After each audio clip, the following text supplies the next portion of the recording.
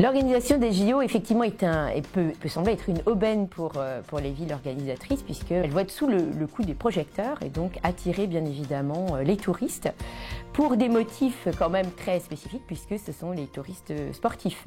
Donc de ce point de vue-là, ça peut être une aubaine évidemment pour les habitants de ces villes. Au niveau, je dirais, des États, c'est une aubaine parce que aussi on va tester leur efficacité, l'efficacité de leurs infrastructures, leur efficacité à organiser des grands événements. Mais si on veut évidemment ajouter un bémol à cet enthousiasme, c'est qu'on n'a pas forcément besoin de Jeux Olympiques pour montrer son efficacité. On peut la montrer à travers l'organisation d'événements mineurs, enfin en tout cas moins mobilisateurs que des JO.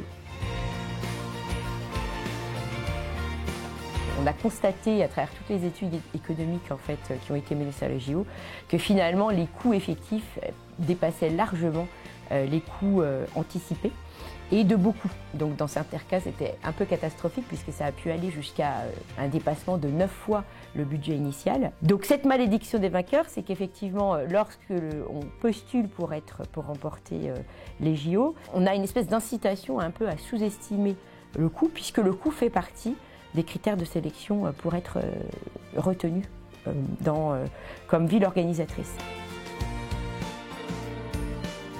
Bien évidemment, dans le cas de Paris, on a déjà beaucoup d'infrastructures.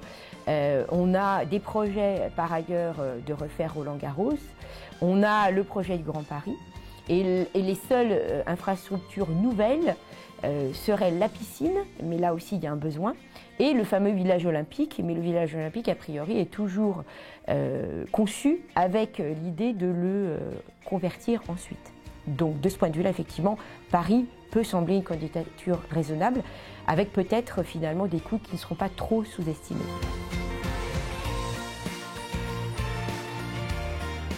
Pour voir et pour tester la volonté en fait des Parisiens au premier chef, mais pourquoi pas de l'ensemble des Français, pourquoi ne pas lancer un crowdfunding pour voir à quel point les Français seraient prêts à soutenir les JO et donc seraient prêts à investir de l'argent pour que les JO ne soient pas un coût public. C'est-à-dire qu'on irait porter la part du financement public eh bien, à un niveau faible, voire inexistant, si jamais les Français se révélaient des fervents supporters des JO de 2024.